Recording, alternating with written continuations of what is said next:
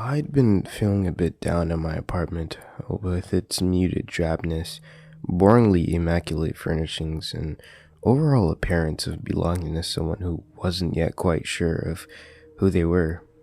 So I decided to head down to a thrift shop and pick up a few things: drapery, knickknacks, maybe a whole table or chair, anything to liven up and color the place. Among other things, plates, pillows, frames, and figures, I picked up a coffee table, a really nice one, embossed at the four rounded corners with images of fearsome chimers stoically infulged in flame. The center of the table, which bore an image of a fairy star, was largely free of scratches, save for a small, arching scar going from the center to the compass rim.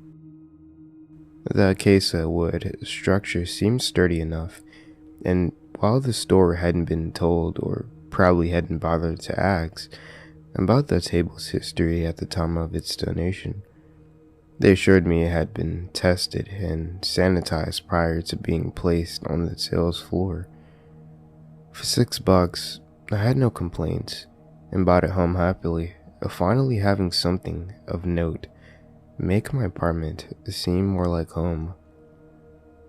Placing it in my living room just before my shaggy, 2 decades-old couch, I marveled at it seemed how to visually dominate space, despite being fairly small compared to the aforementioned sofa and old Cumberstone entertainment stand on the opposite side. While polishing the only faintly dusty surface with some orange-scented furniture polish and sneezing madly because of it, I noticed for the first time a drawer in the base of the table, just beneath the rim, which stylistically curved downward. Its edges resembled melting wax. The knob, bronze shaped into the head of a lion, was visible between two of these wax-like sheets, and pulling it forward, I found the peculiarly hidden shelf, which slid easily and noiselessly 6 inches from the table. Apart from a decent amount of dust, there was a piece of paper inside, folded, yellowed by time, and thick, like parchment. Taking it out and unfolding it, I found a handwritten letter without a date or signature, having only a list of rules, and a commandment that they should be followed at all times. The rules were: Number 1. Coffee rings, cup stains, and other such markings should be kept to a minimum. Number 2. Should you accumulate 9 rings, all must be completely wiped away before a 10th is placed. Number 3. You must not, at any point in time, bring a flame near the table. This, more than excessive staining, will surely result in the owner of the table succumbing to a terrible fate, and the owner alone. If anything, I initially found the rules innocently cautionary, rather than forbidding. They were sensible enough, considering the obvious age of the table, and while I hadn't any reason to start a fire on or near it, I do drink coffee a lot, and could easily imagine myself carelessly placing mugs throughout the table.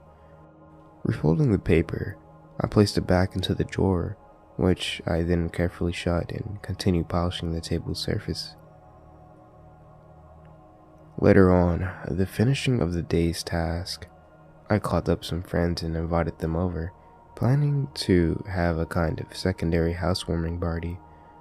I hadn't bought much at the thrift store, but the apartment had already started feeling more like home with the new additions, and I wanted to share those first new exciting moments with my friends before my wants grew accustomed to the setting.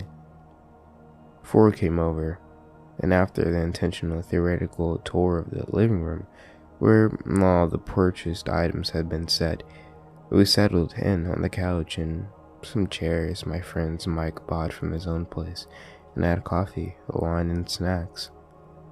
having completely forgotten the note's cryptality, written warning, I served everyone drinks without coasters. Cups, mugs, and wine glasses soon dotted to the coffee's table surface. It wasn't until around 9 p.m. at night, the first guest had arrived at 4 p.m., that I noticed the faint rings, sometimes doubled, throughout the darker brown surface. A sort of vague unease overcame me, then an odd, unplaceable impression of the wrongness about the arrangement and number of the rings upon the surface. Scanning the faces of my friends, I found them all heedless of this weird, personally perceived atmosphere, and tried to banish it from my mind, chalking it up to my nerves. I told myself hurriedly, always suffered from fits of social exhaustion. Maybe I'm just getting tired of the company.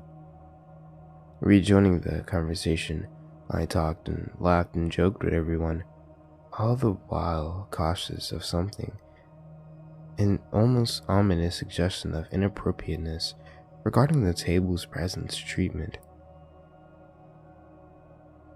It wasn't until I had gone into the kitchen to refill a glass and return that I saw painfully and terribly there were 9 stains on the table, and all unexplainably were glowing with some strange illuminance, as if the rings had been buried into the table surface and their depths now somber with some wood-trapped flame.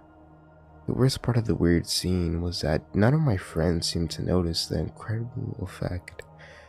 They talked and laughed with one another, entirely oblivious to the phenomenon just below them. Alyssa, my friend, set her coffee cup down onto a glowing stain in her hand, even briefly entering the scope of the white light, and yet she withdrew it casually, ignorantly. Stunned, unsure of how to address the strangeness, or even address it at all, I approached, set my friend Megan's cup before her on the table, avoiding the coffee ring it had left earlier, and stood by as casually as my knees let me.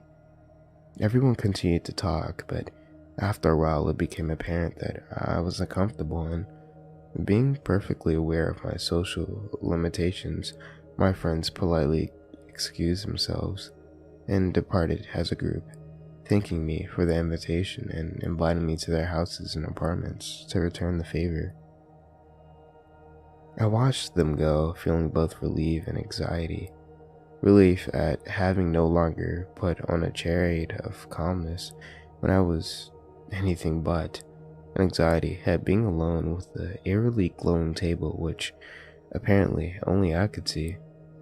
Quietly, almost reverently, I cleared the dishes from the table, avoiding the lights as I did so, and as if obeying some unspoken command, retrieved the furniture polish and an old towel from the room's closet.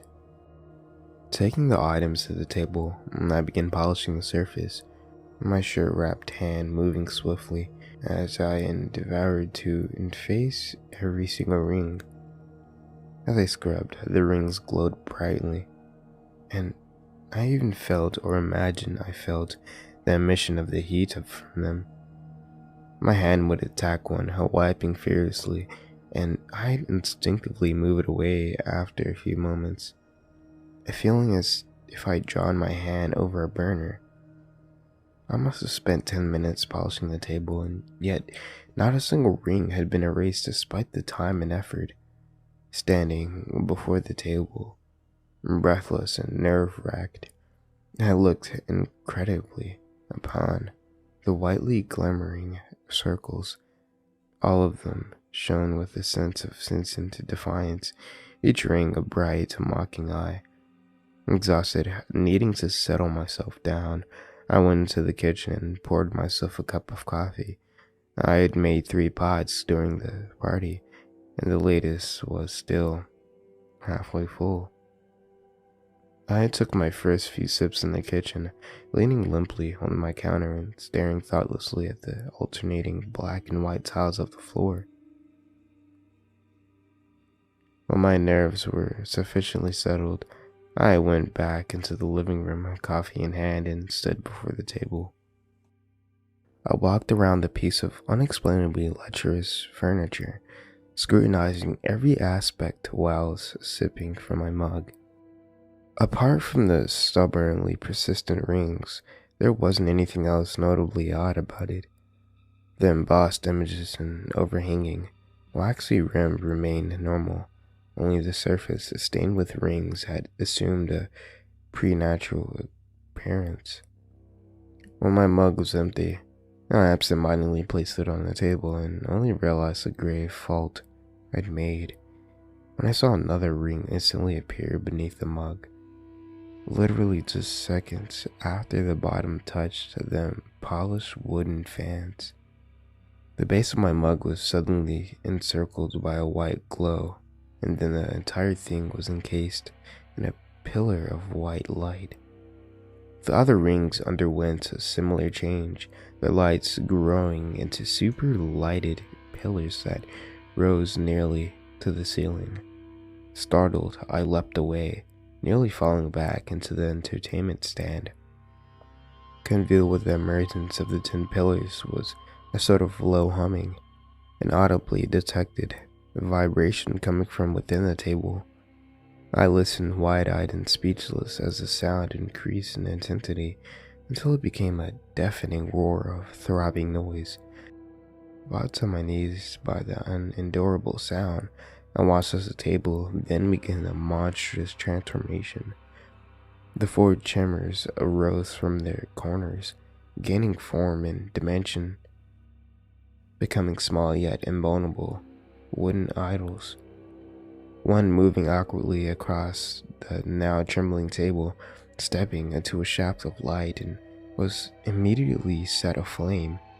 Still, it continued to move along, gaining a certainty of movement despite the flames ravaging his body. And the other 3 followed suit. In a matter of seconds, they were all ablaze, and heading towards the now molted edge of the quivering table, towards me. Cowered against the entertainment stand, I could only watch helplessly as the first chimera leaped from the table, trailing a plume of black smoke in its wake.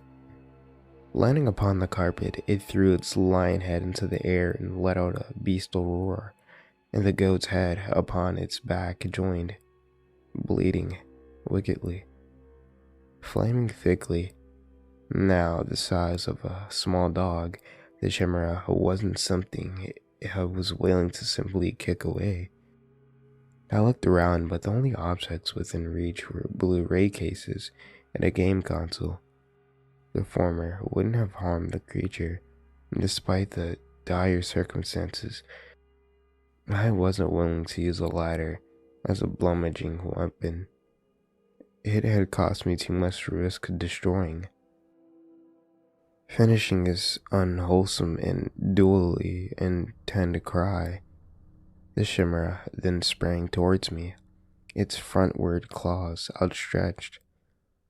I screamed and tried to bat it away, but the talons dug into the flesh of my arm and clung there. Its fire-encased body burned my skin, and the claws, though small, brought stabs of intolerable pain wherever they dug. The miniature beast's tail, a serpent of the length of my main body, then shot up and sank its teeth into my neck, and my body went completely limp. The fangs were then withdrawn, and the chimera hopped triumphantly off my seared and scratched body. The others, who had patiently waited on the carpet by my feet, then embarked upon my body in turn, each painfully attaching themselves to my torso with their claws to allow their serpent tail to sink its fangs into my neck. Each bite was increasingly excruciating, and yet I was powerless to do anything but endure them. When the final beast had finished its agonizing deed, the 4 chimeras then went back to the table, stepping again into the shafts of light They lost their coating of flame, resuming back to the table, as if they hadn't just been on fire. Their polished wooden appearances. With no further acts of violence, they returned to their positions in the four corners of the table, where they underwent a devulsion of dimension, becoming once again those harmless embossed images. With my clothing and skin in burnt and bloody tatters, I lost consciousness, sleeping through the night in that room which even now still reeks of burnt flesh. The next morning I woke groggily, feeling with a little diminish of pains in the former night, but remembering only dimly the horrors that had bought them. In the bathroom, I examined myself in the mirror and was appalled, but not just the overall state of my superficially shredded and seared flesh, but at my neck where the impossibly eminent scars had bitten me. Rather than a columnar series of pinpricks, each snake had bitten below the former's area. There were instead several interlocking rings of inflamed skin, as if I had been branded by 4 hot, circular pokers. Astonished, I quickly turned away from my reflection, and after doing what I could with the antibiotic, ambient, and bandages, I returned to my living room to examine the coffee table, which I had consciously disregarded upon waking. The table appeared perfectly normal in the morning light. There were no stains of any kind on its surface. No light poured forth from any impossibly luminous rings. Going around the front, I checked to make sure the note with the rules was still inside. Confirming that it was, I then loaded the table into my car, brought it back to the thrift shop, and returned it, citing a clash with the rest of the living room's decor as a reason for my dissatisfaction. As the cashier counted it, with what I now suspect to have been sarcastic care, my measly $6, I absentmindedly traced the still throbbing rings on my neck through the bandages, and silently wished the next owner of the accursed table the best of luck and the following cryptic rules.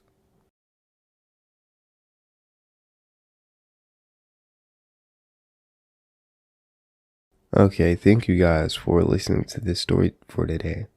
I hope you guys enjoyed it. Huge thanks to the Redditor u/WeirdBryceGuy for this amazingly well-written story. Also, I apologize if I pronounce any words in this story.